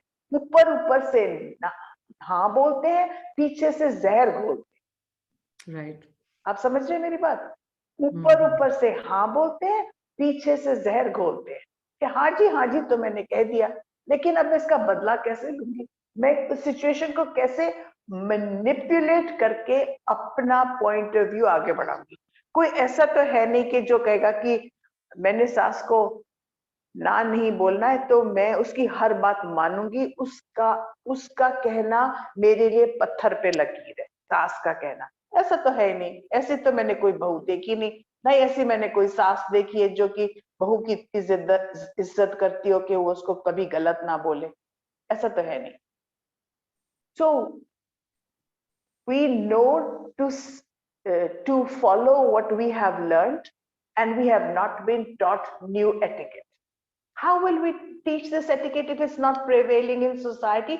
We have to enact it. Whether we do, आपने एक एग्जाम्पल दिया कि इस एडवर्टिजमेंट में ऐसा हुआ या इस इमेज में ऐसा हुआ. मैंने देखा है कि अभी अभी की बात है. There was this ad for where a boutique celebrated Diwali with the use of an Urdu word or a Muslim etiquette. And the whole thing went ballistic. Right. Absolutely. अगर अच्छे etiquette को भी आप demonstrate कर रहे हैं तो लोग वो भी नहीं चाहते कि अच्छे से बात कर. क्या It was a very nice ad which was bringing the two cultures and two religions together, and then people just went haywire on that. I mean, that's overreaction. Absolutely. We are living in such a toxic environment that even positive etiquette gets a backlash. तो ये हम गंगा जमुनी की बात करते हैं, और जब गंगा और जमुना का संगम होता है तो वहां पे तो आग जल जाती है. ऐसा कैसे होगा? आगे कैसे बढ़ेंगे हम? So what I'm saying is that what we should be able to do through XENA Care Foundation is to establish responsible, careful communication etiquette and get away from manipulation and move towards straightforward communication. When women did not have the right to assert themselves, we did not have the language to assert themselves, they resorted to manipulation. Now that women are getting empowered, why are they still in the domain of manipulation is my question. And I see that in corporate America, I see that in academic America, India, corporate India, academic India, political India. Women are still manipulating situations to get their way. Why don't we have the ability to assert ourselves in reasonable, dignified manner? We don't. If I'm unhappy about something, I write to the person and say, I want to have a conversation with you when you are calm and I am calm. Or I will write you an email or a text message. Expect a long message from me. Read it when you're in a reasonable, calm state of mind. I will send it to you so you know to receive it in such a way that you don't write back to me immediately and say, this is bullshit. अगर मैंने spur of the moment पे लिख दिया कि तुम बकवास कर रहे हो, तो वो दूसरा बंदा कहेगा, अरे तूने अपना शक्ल देखी है क्या? ऐसे बोलेगा. नहीं, मैं उसको पहले ही कह दूंगी, मैं जो कुछ कहने वाली हूँ शायद तुम्हें ये मेरी बात कड़वी लगे, लेकिन मैं बहुत समझ के बात कहूंगी, बहुत ध्यान से लिखूंगी, और जब तुम्हारा मन शांत हो तभी इसको पढ़ना, और अगर जवाब देना तो दो, नहीं देना तो मत दो. So by prefacing that I am going to be assertive, I preempt the backlash. And when I preempt the backlash, I create the environment where the conversation doesn't devolve into tit for tat. तुमने मुझे इतनी गाली दी, मैं तो इससे थोड़ी बढ़ के गाली दूंगा, उससे फायदा क्या होगा? कुछ भी नहीं, बढ़ती ही जाएगी बात. The other thing that I have seen in India, at least, we are in this transitionary phase from going from, extended, जिसको बोलते हैं joint family to nuclear families. तो property के ऊपर बहुत झगड़े होते हैं. मैंने देखा कि हर family जिसके पास property है, held jointly and has to be divided up into siblings or whatever, there is a feud, there is a point of contest.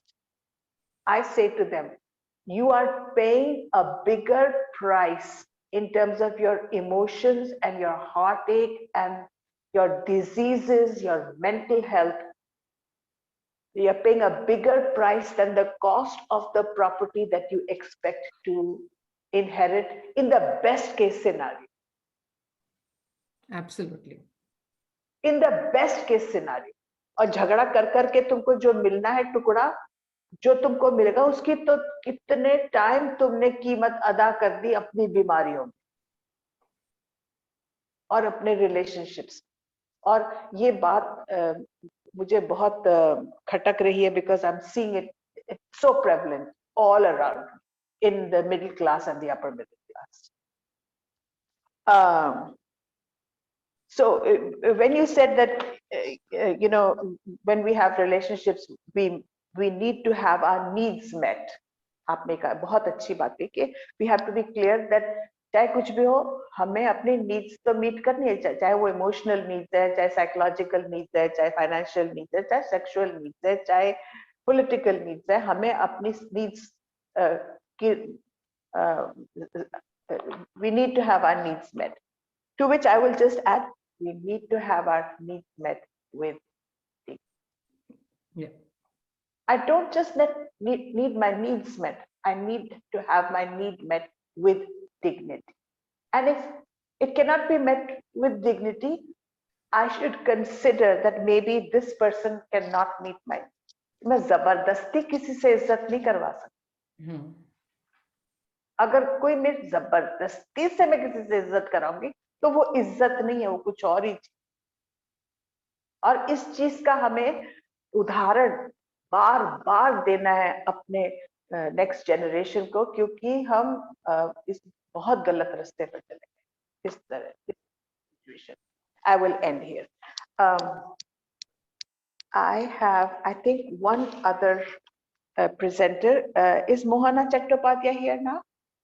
No, you can go on to Shantanu Basu and combined with Dr. Anil Kumar. Acha, we are now starting on session 3, which is our award ceremony. No. You have got one speaker set left off. Oh, I'm sorry. Yes. This is XENA International Foundation. I am so sorry. I'm getting carried away by my own rhetoric. And I will introduce Mr. Shantanu Basu and Dr. Anil Kumar. Let me find my right piece of paper.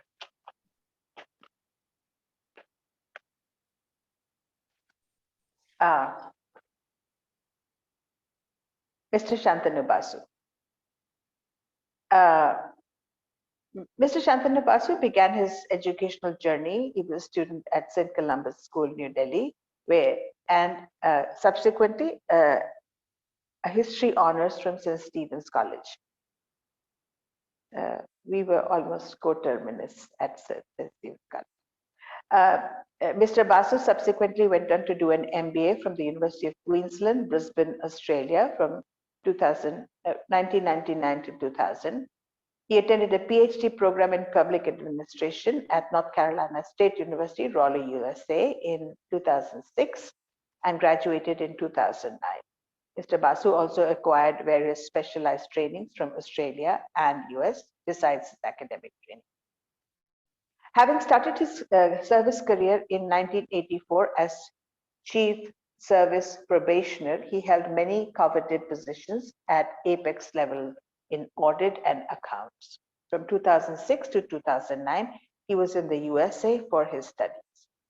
Mr. Basu is the Principal Director of Audit Accounts General, CAG, India for 4 years, and then Principal Accountant General, A&E, Assam for nearly 3 years.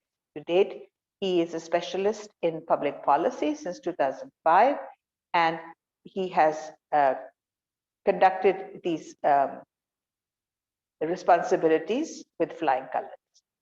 Professionally, he is an epitome of excellence. He has set many a milestone in his field and shown his mettle at each of these responsibilities. Mr. Shantanu Basu, the mic is yours.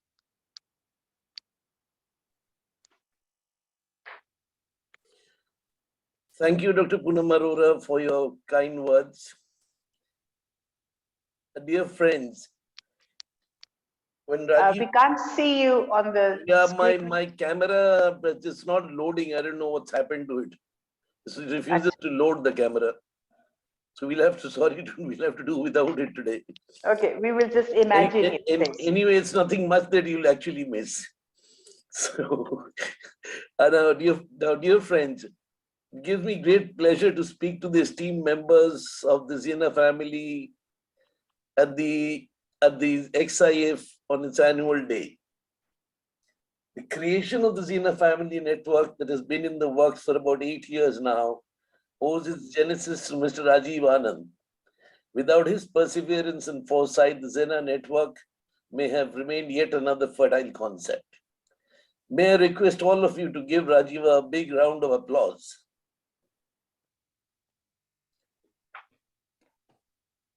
XIF was probably the first XENA subsidiary to be created. The driving principle was to return to society to the extent possible what we had gained individually and collectively from it. This noble vision was the arboretum for the entities that reflected various facets of our mission. At the same time, we realized that philanthropy would need corresponding monetary resources. That is why we created a parallel set of commercial entities, namely the LLPs. XENA International Foundation remains akin to Microsoft Windows operating system as the omnibus platform upon which various applications could be built and efficiently and profitably run. The foundation was accordingly structured with a wide spectrum of objectives. They included public policy and research, think tanks, advocacy and campaigning, raising financial assistance for its projects, project implementation, critical areas that impinge upon the public welfare, and provide consultancy services such as for CSR, investment and infrastructure, new technology, etc. Members, you would agree that an institution is built and sustained by its constituent members, with excellence being its ethos.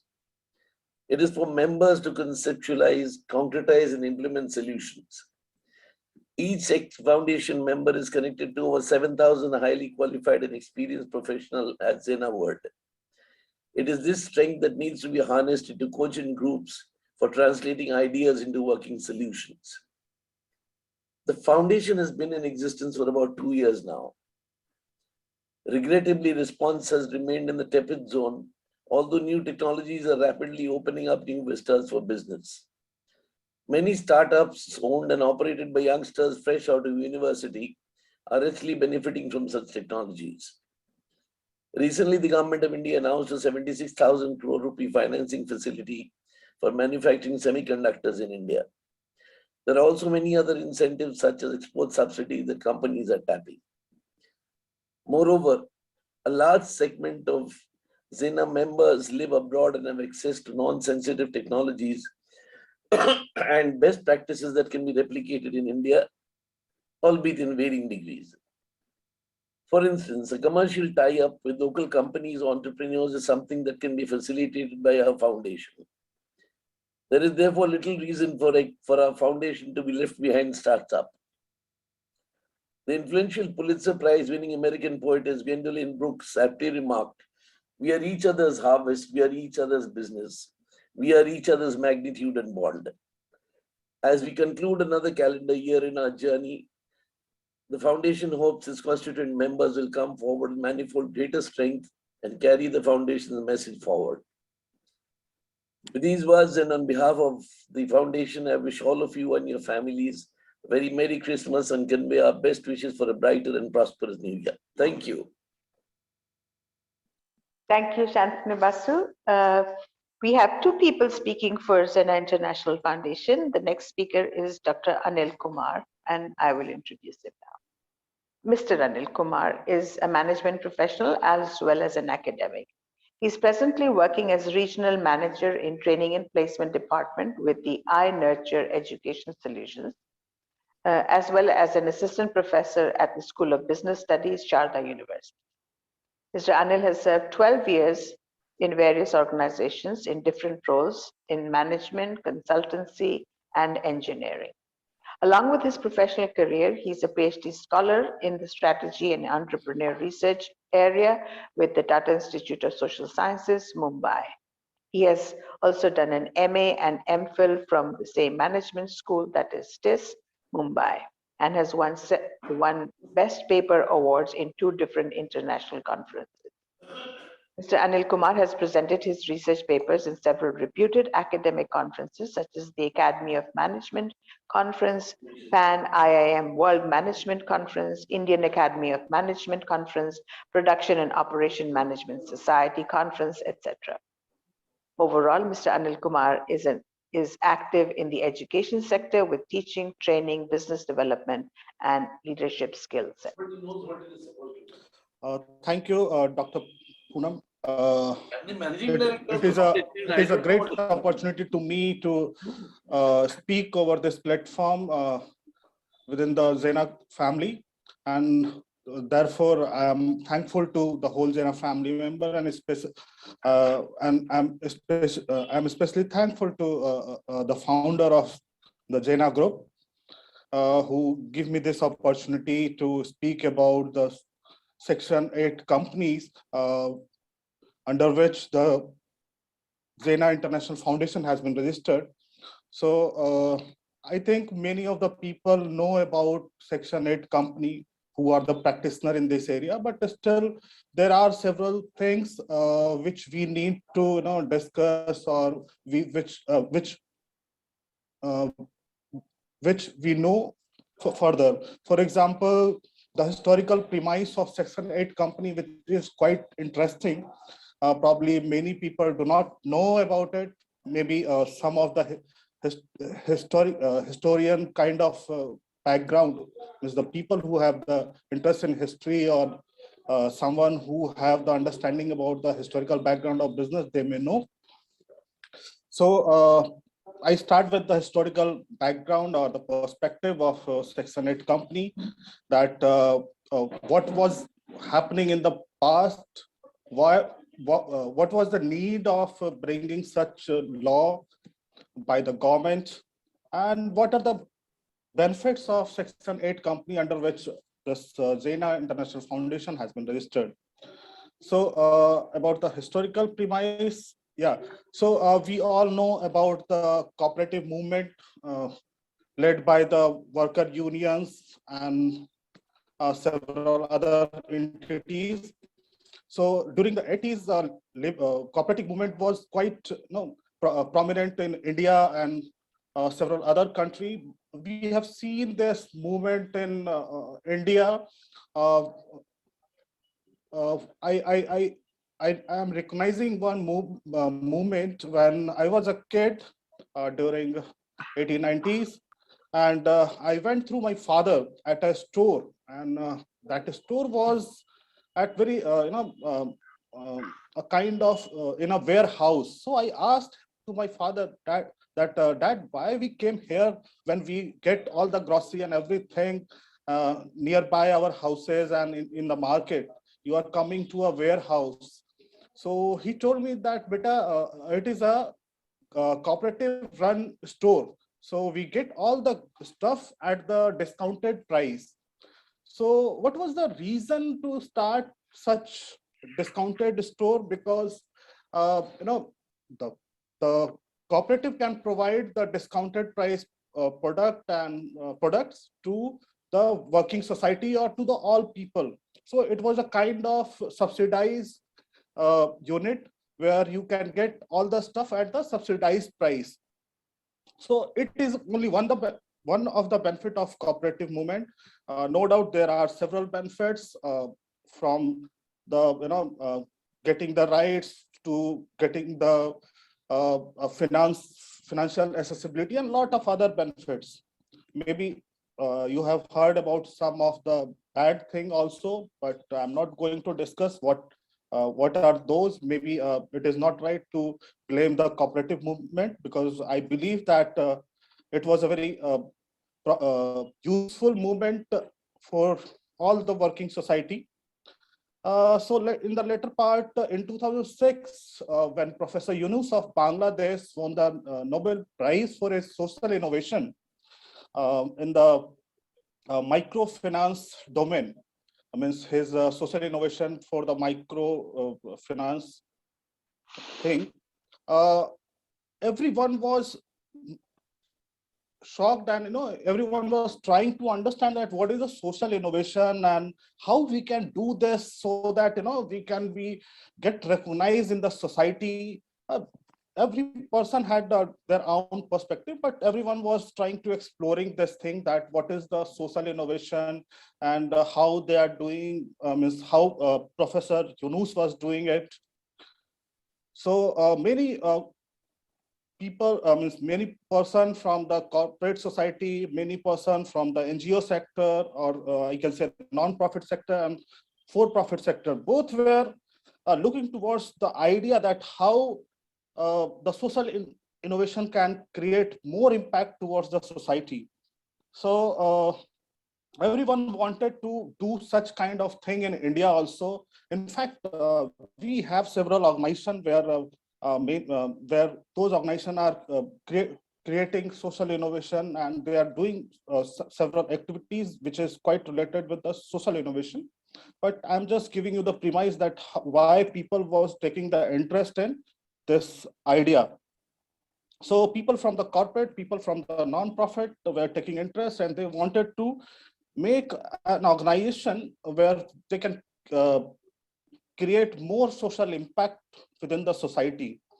So organizations were facing the legal structuring problem, especially related with the corporate governance, that how we can create such kind of entity where we can create hybrid model. One is for-profit thing and second is the non-profit thing.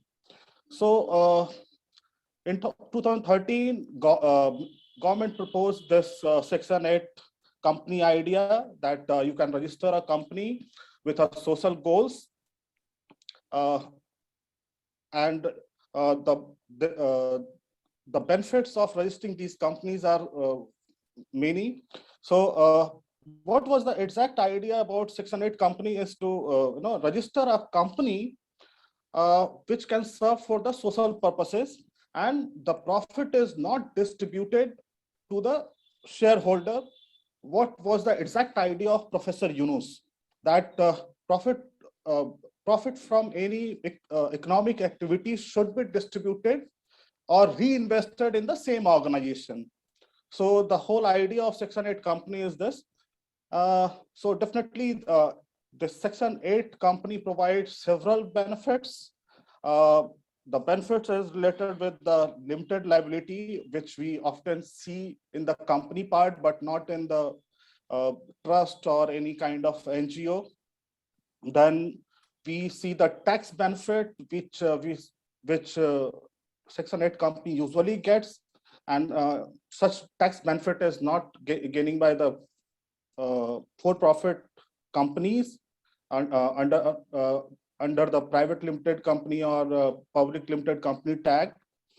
Then there are several other benefits related with the corporate governance. Some of them are that if you register a private company, you need to fix a meeting every month, you send the report. But in Section 8 company, you are making the meeting in every 6 months and sending the report. Then here you do not have the foundation of fixing independent board of director. You do not need to send minute of meeting or many other things similar to the a private limited company. So these are the benefits. There are several other benefits, like you can give the consulting fee to your board members, which is not possible in the non-profit organization registered under Society Act or other things. So one more measure, another benefit is you can get the investor, or you can say the angel investor, who can get the profit over his investment. So such kind of thing is available with the Section 8 company, which provide the the helpful situation from the both part, from the non-profit organization structure part also, and for the for-profit organization structure part also. So these are the thing why this XENA International Foundation is registered under such act, means Section 8 Act. And I believe that it will help to overall XENA family, especially with the XENA International Foundation. We have a very large network of professionals who can bring the CSR fund and several other consulting things. So definitely Section 8 companies are mainly established for two major purposes. One is the education, and second is for the CSR activities. So if you have the Section 8 company, you can easily become a CSR project implementation partner with any company or PSUs who have more than 500 crore revenue, because by law they need to share at least 2% of the revenue amount for the CSR projects. So that is the legal binding. The second benefit with the Section 8 company is you can start any educational institution similar to the private limited company structure thing. You will get several tax benefit over it. Then even the Medical Council of India has given the approval to start a medical college under such structure under Section 8 company. So there are many benefits to use the Section 8 company structure.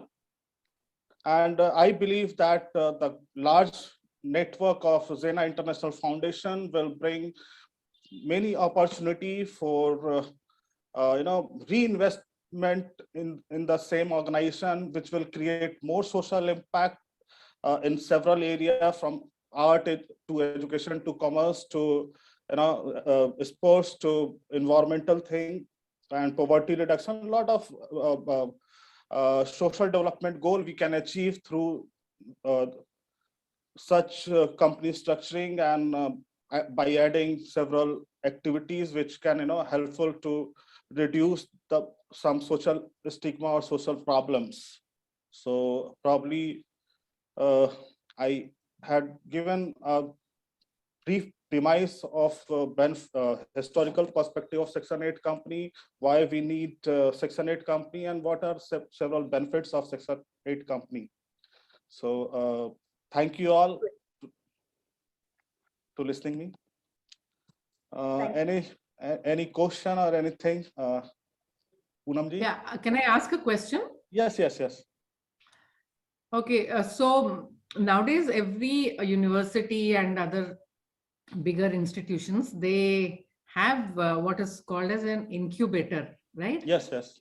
So along with that, what happens? They open a Section 8 company, so that the incubator cannot take stake into the startup company, and the Section 8 company comes in between. And then the Section 8 company is can disperse of loan, whatever, equity, loans, whatever they want to, and as well as take stake. But as you say, they cannot disperse of, they don't have, the shareholders cannot get the share of profits, right? They don't declare. Yes, Am I right? yes, yes. But it can be transferable. Which means transferable to? Means, for example, if you have the share of, there is, for example, paid up capital 10 lakh, which is not mandatory to register the Section 8 company.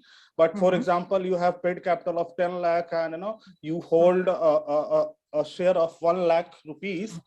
So you can easily transfer your share to, for example, let's say Dr. Poonam, you can transfer your share to Dr. Poonam. So such kind of facility is available with the Section 8 company. So as a shareholder in Section 8 company, I will not get any, I mean, I don't get any benefit of any profits, right? Yes. No, but if you are the in the management, especially the executive board, definitely you will not get the benefit. Okay. But if you are the investor, you will get the return over your investment. Okay. But not as a company. If the company gets profits, that those profits are not declared and divided amongst shareholders. Yes, right? yes. So thanks for the feedback about the incubation. I forgot this context, and it is very useful because I was also associated with the incubation of Tata Institute of Social Science. So I forgot this thing, and thanks for adding this important input in this context. Thank you. So this is a very interesting point because, of course, we've talked about the 4 non-profit chapters today, but the for-profit, they're almost like twins of certain non-profits. So for instance, XENA Connect LLP is twin of XENA Soul Connect. XENA World Care Private Limited is connected to XENA World Care Foundation. So it's almost like they are 2 parts. One is the non-profit and the other is the profit. And the profits from the for-profit can be channeled into the non-profit without going into anybody's pocket. Am I understanding this correctly? Not exactly, but yeah, Section 8 company provide the facility that you start with the company, means you start a company with the social cause. And you register it in Section 8 company, and usually what happens that when we focus on the social mission to resolve the social problems, initially company do not get required amount or money to put in company activities, or we do not have required money to feed and create the impact. So every organization need time to develop its all the activities and processes. It required time and money both. So what many people do that they start the Section 8 company, they focus on the social mission or social purposes, and they invest money. They bring corpuses as a donation. They bring corpuses from the CSR funding as a seed capital and many other things, or grant. In various other way, they bring the money in the organization. They invest in the organizational activities. They try to create the impact. They showcase their impact, and even they can use the they can bring several economic activities also to raise the money for the organization. For example, you can say the earned income activities. So so the company means the Section 8 provide to any the Section 8 provide the facility to the company to expand, broaden your arm in both ways. So that is the benefit with the company. And if your economic activity is creating many, more useful revenue for the organization, and if you want to register it as a for-profit only, you can convert it. So that is the advantage of Section 8 company. Yeah, Okay, that's you can very, convert very it helpful. later into a profit, non-Section 8 profit company also. Am I right? Yes, Yes. Okay. Mhm. that was very helpful and also very good pivot from where we are today with the non-profits and where we are heading towards next year for the for-profit. But for the for-profit, the profits will be plowed back into the non-profits. Yeah, that's very, very helpful to know, and also a very important addendum to the way that we've structured the program today, the way we've been doing activities this year, and how we will proceed in the coming year. So thank you very much. Welcome.